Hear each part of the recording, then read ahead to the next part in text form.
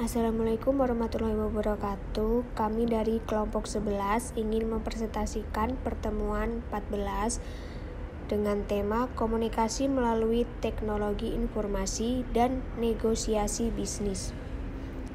Next. Nama kelompok saya sendiri Vivin Setianingsih, lalu Bella Selviana, Siti Nur Aisyah, Robiatul Adawiyah, dan Farhan Valetehan. Next. Arti teknologi komputer. Komputer adalah perangkat elektronik yang memanipulasi informasi atau data. Komputer mampu menyimpan, mengambil, dan mengolah data. Komputer juga dapat digunakan untuk mengetik dokumen, mengirim email, dan menjelajah web. Komputer berfungsi sebagai sarana untuk melakukan komunikasi dengan pihak lain, baik dalam negeri maupun luar negeri, seperti pengiriman fax mail, teleconferencing, dan lain-lain. Next. Informasi mengenai komputer. Yang pertama, komputer bukan sekadar digunakan untuk pemrosesan surat menyurat. Yang kedua, berfungsi sebagai sarana untuk melakukan komunikasi dengan pihak lain, baik dalam negeri maupun luar negeri. Yang ketiga, seperti pengiriman fax mail, email, dan teleconferencing. Yang keempat, komputer umumnya sangat digunakan untuk berkomunikasi dengan saling mengirimkan email. Next. Komunikasi menggunakan email. Kelebihan penggunaan email itu yang pertama cepat, murah, dan mudah. Yang kedua, mengirim pesan dari satu komputer ke komputer lain di seluruh penjuru dunia. Terus waktunya itu bisa kapan saja dan dari mana saja. Lalu pesan itu ada tulisan, gambar, suara, dan video. Next. Etika komunikasi dengan email. Yang pertama, beri judul pesan yang menjelaskan isi surat yang akan dikirim. Yang kedua, jangan mengirim ke orang yang tidak berkepentingan. Yang ketiga, gunakan BCC pada saat mengirim email ke banyak orang yang tidak saling mengenal. Yang keempat, kirim pesan yang singkat dan jelas. Yang kelima, jangan menggunakan huruf besar, berarti tanda sedang marah atau berteriak. Lalu, jangan menulis pesan yang tidak ingin dipublikasikan. Next. Lalu, gunakan tanda smiley untuk menghindari kesalahpahaman. Jangan mengirim ke orang banyak kecuali pesan itu penting untuk umum. Hindari email yang menyinggung perasaan. Lalu bubuhkan nama atau inisial pada akhir pesan. Serta kenali penggunaan tanda-tanda khusus seperti emoji senang, sedih, terkejut, dan lain-lain. Next. Komunikasi menggunakan smartphone. Istilah smartphone atau telepon seluler atau ponsel cerdas merupakan teknologi informasi yang canggih dan memiliki berbagai fasilitas yang cukup lengkap serta dapat digunakan untuk memenuhi berbagai kebutuhan pribadi oleh penggunanya. Next. Selanjutnya ada jaringan komunikasi nirkabel pada smartphone. Berikut ini adalah tabel perbandingan teknologi 1G sampai dengan 5G. Selanjutnya ada etika komunikasi dengan smartphone. Hal yang boleh dilakukan yang pertama, angkat telepon yang bersifat penting dan berbicara secukupnya. Yang kedua, matikan fungsi suara atau gunakan nada getar dalam ruangan yang banyak berisi orang. Yang ketiga, gunakan handsfree saat berada di ruangan yang sibuk dan berisik, guna mengeliminir suara saat berbicara. Menghindari terlibat perbincangan yang mengganggu orang lain. Yang keempat, menjaga sopan santun dengan orang di dekat Anda jika kebetulan Anda harus mengangkat telepon bersifat penting.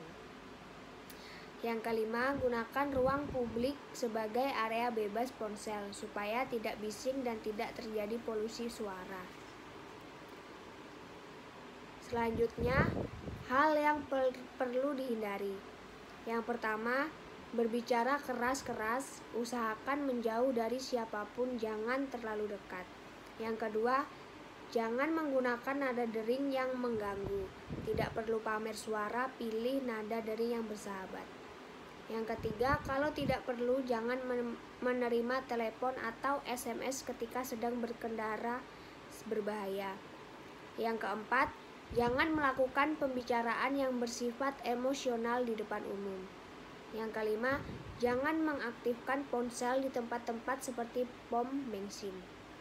Yang keenam, bandara dan selama di pesawat atau di tempat-tempat yang rawan radiasi gelombang ponsel.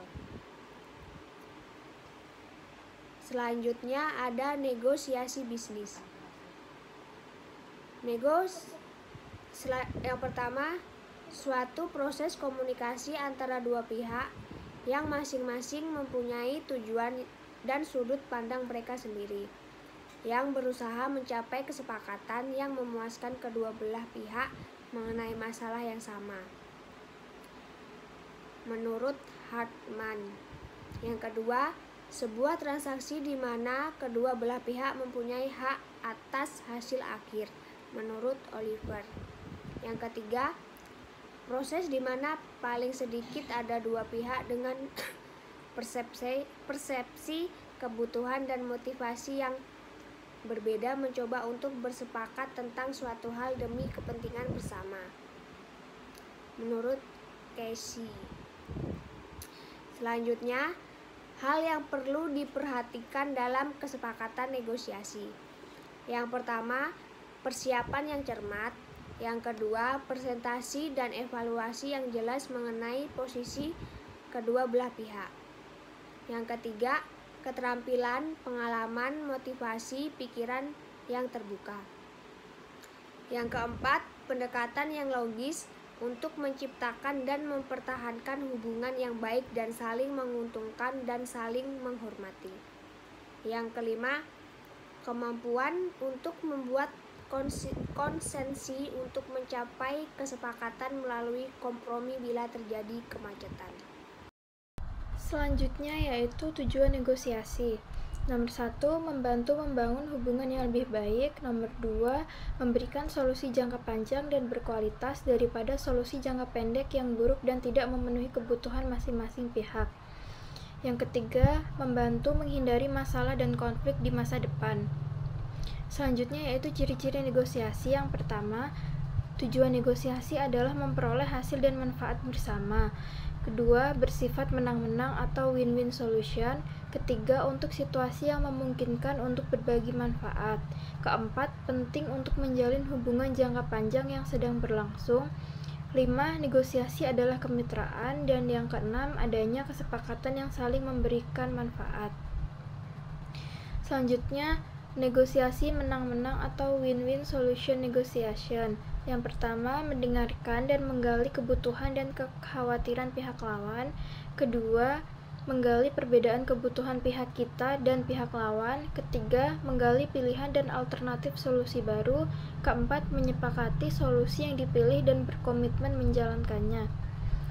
Selanjutnya, proses negosiasi. Yang pertama, tahap perencanaan, yaitu terdiri dari yang A. Perencanaan sasaran negosiasi, B. Penetapan strategi negosiasi. Yang kedua, tahapan implementasi. Yang ketiga, tahap peninjauan negosiasi. Tahap perencanaan. Yang nomor 1, perencanaan sasaran negosiasi terdiri dari sasaran negosiasi adalah hasil yang diharapkan dalam bernegosiasi. Yang kedua, penentuan sasaran sangatlah penting sebagai arahan atau petunjuk dalam bernegosiasi. Yang ketiga, sasaran dalam bernegosiasi yaitu sasaran ideal dan sasaran dasar atau batas minimal yang dapat dicapai. Yang kedua, penetapan strategi negosiasi. Yang pertama yaitu strategi kooperatif. A. Sasarannya mencapai kesepakatan kedua belah pihak. B. Memakai semboyan win-win solution. C. Mempercayai pihak lawan. D. Melakukan kompromi jika diperlukan dan timbal balik. E. Menciptakan landasan dan kepentingan bersama. Selanjutnya yaitu strategi kompetitif. A. Sasaran strateginya adalah mengalahkan lawan, B. Tidak mempercayai lawan dan siap bertarung, C. Menuntut sebuah konsesi, menegaskan posisi, dan melancarkan tekanan, D. Tidak memberikan apa-apa dan menghabiskan semuanya. Strategi analitis. A. Yaitu mempunyai filosofi bahwa seorang negosiator adalah pemecah masalah, bukan seorang petarung. B. Memandang negosiasi sebagai bentuk latihan dalam memecahkan masalah dan bukannya sebagai permainan. C. Berusaha kreatif dan bersama-sama mencari alternatif solusinya. D. Menggunakan kriteria yang objektif dalam mengambil keputusan. E. Yaitu membuat alasan yang rasional dan bukan atas dasar perasaan. Selanjutnya yaitu tahap implementasi. Merupakan tahapan peranan atau tindakan yang diperlakukan agar mencapai sukses dalam bernegosiasi, yaitu meliputi 1. Yaitu taktik cara kita, 2. Yaitu taktik bekerja sama, 3. Taktik tidak bertindak apa-apa, 4. Taktik melangkah ke tujuan yang lain. Tahap peninjauan negosiasi merupakan tahapan setelah berlangsungnya suatu proses negosiasi. Tahap ini dilakukan karena 1. Yaitu untuk memeriksa apakah tujuan sudah tercapai, 2. Yaitu tidak tercapai. Maka hal itu dapat menjadi pelajaran sekaligus pengalaman yang sangat berharga bagi seorang negosiator. Yang ketiga yaitu jika tercapai dapat menjadi acuan negosiasi dilakukan dengan baik dan pedoman bagi kesuksesan negosiasi selanjutnya. Selanjutnya yaitu keterampilan bernegosiasi. 1. Persiapan. Persiapan yang baik merupakan salah satu kunci sukses negosiasi. Tahap persiapan yang baik, hasil yang diperoleh dalam bernegosiasi tidak akan memuaskan kedua belah pihak atau bahkan mengalami kegagalan pada akhirnya menimbulkan kekecewaan bagi kedua belah pihak. Selanjutnya yaitu memulai negosiasi. 1. Memilih waktu dan tempat yang tepat. Yang kedua yaitu pengaturan tempat duduk yang tepat. Yang ketiga yaitu menciptakan suasana yang positif dan santai. Yang keempat yaitu menetapkan agenda dan merumuskan tawaran dan posisi pembuka. Yang kelima yaitu menyiapkan menghadapi konflik dan berkomunikasi secara efektif. Yang keenam yaitu meningkatkan keterampilan mendengarkan dan peringatan. Yang ketujuh yaitu menciptakan kesepakatan dengan lebih cepat. Keterampilan bernegosiasi. 1. Yaitu strategi dan teknik. A. Strategi sebagai rencana atau metode yang teliti atau tipu daya cerdik. B. Taktik lebih mengacu pada setiap metode yang digunakan untuk mencapai tujuan, yaitu mencapai kesepakatan dalam bernegosiasi. C. Strategi maupun taktik menuntut keterampilan khusus dalam bernegosiasi. D. Negosiasi yang sukses bukan saja hasil dari perencanaan atau persiapan yang baik, tetapi juga implementasi yang baik dari sebuah negosiasi. Keterampilan bernegosiasi. Kompromi. Selanjutnya, kompromi merupakan upaya menuju pencapaian kesepakatan antara dua belah pihak.